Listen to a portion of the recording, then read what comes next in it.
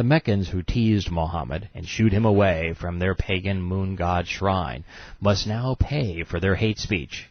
He begins conditioning his faithful to believe retribution is good. Mohammed claims that Allah has told him that the mocking he suffered at the hands of his clan was so egregious that heads must roll.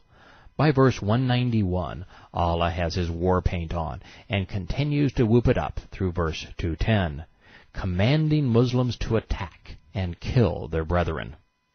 The next verse is Muhammad's first stab at instituting a law. It's as barbaric as is his religion. Quran 2, verse 178. Retaliation is prescribed for you in the matter of the murdered, the free for free, slave for slave, and female for female. And for him who is pardoned somewhat by his injured brother, then prosecution should be according to the payment of blood money. He who transgresses after this will have a painful doom. Quran 2, verse 185. Ramadan is the month the Quran was sent down as a guide to mankind, also as clear proof or signs for guidance and the criterion. So every one of you who is present during that month must spend it fasting. The only reason Muhammad wrestled with the cave demon during Ramadan was because it was the pagan practice of his people to observe the Tananuth rituals in Ramadan. Tananuth was based upon self-deprivation and fasting, and thus the idolatrous practice and holy month were incorporated into Islam. The Kaaba ink made a new pillar out of an old one. And you must magnify Allah. Say, Allahu Akbar, Allah is greater. Speaking of Islamic pillars being constructed from regurgitated paganism, Quran 2, verse 189. They ask you about the new moons. Say, they are but signs to mark fixed seasons in the affairs of men, and for Hajj pilgrimage. The enlightened world had long since abandoned the lunar calendar for the solar one we use today. Rather than fixing seasons, the lunar calendar Muhammad's God was prescribing caused dates to float around the year.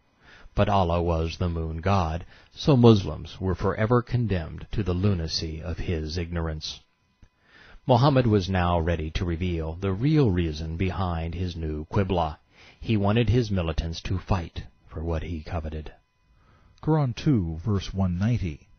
Fight in Allah's cause those who fight you, but do not transgress limits, for Allah likes not the transgressors.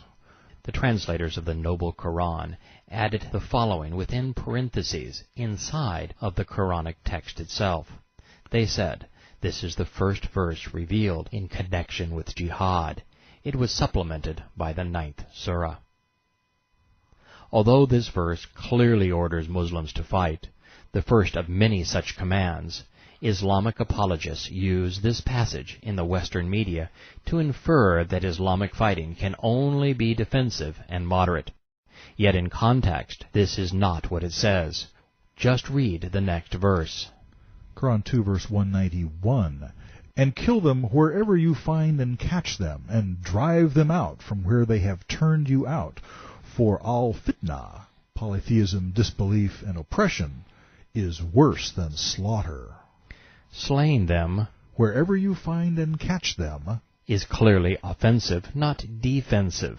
So the prior verse has already been abrogated. And there is no moderation when one says that a belief, or even verbal abuse, is worse than slaughter. Fight them not at the sacred mosque until they fight you there. But if they fight you, kill them. Such is the reward of those who are unbelievers. This is nonsensical. It is not possible for the Muslims of Medina to be defensive fighters if they have marched to Mecca with their fighting gear. Quran 2, verse 192. But if they cease or desist, Allah is forgiving and merciful. That sounds nice until you realize what they must cease doing. One must desist from rebuking Muhammad's claims. In other words, they must become a Muslim to avoid slaughter. Remember, no one was fighting the Muslims when this was handed down, so they were the hunters. The Meccans were their prey. To be forgiven and not slaughtered, one had to bow in submission and pay the zakat. Quran 2, verse 193. and fight them until there is no more fitnah or disbelief, and religion is only for Allah. But if they cease or desist, let there be no hostility except against infidel disbelievers. Muslims have been ordered to fight until the only religion is Islam, world conquest. And even when they have overrun the world, there shall be no safe haven for infidel disbelievers. This verse is as clear as a swastika. Quran 2, 194. The prohibited month for the prohibited month, or so for all things prohibited, there is the law of retaliation. If anyone transgresses the prohibition against you, transgress likewise against him. But fear Allah, and know that Allah is with the pious. That was verbal diarrhea, so let's try another translation. The forbidden month for the forbidden month, and forbidden things in retaliation. And one who attacketh you, attack him in like manner as he attacked you. Observe your duty to Allah, and know that Allah is with those who ward off evil. That was worse. There was no hint of restraint. Maybe a third translation will clear up Allah's golden rule.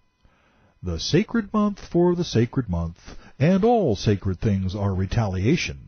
Whoever then acts aggressively against you, inflict injury on him according to the injury he has afflicted on you. The problem isn't with the translators. Remember Muhammad's problem? His henchmen murdered, robbed, and kidnapped in the pagan sacred month of Rajab, when violence and thievery were forbidden. Muhammad couldn't pocket the booty because the offense was so heinous.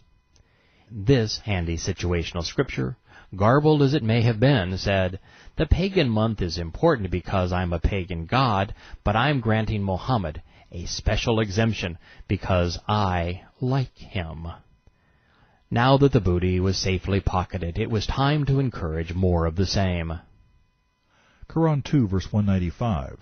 Spend your wealth in Allah's cause, Fighting infidels. and be not cast by your own hand to perdition, and do good. Lo, Allah loves the doers of good. The Quran finally speaks of love, and wouldn't you know it, Allah loves jihadists who do good by slaughtering in His cause.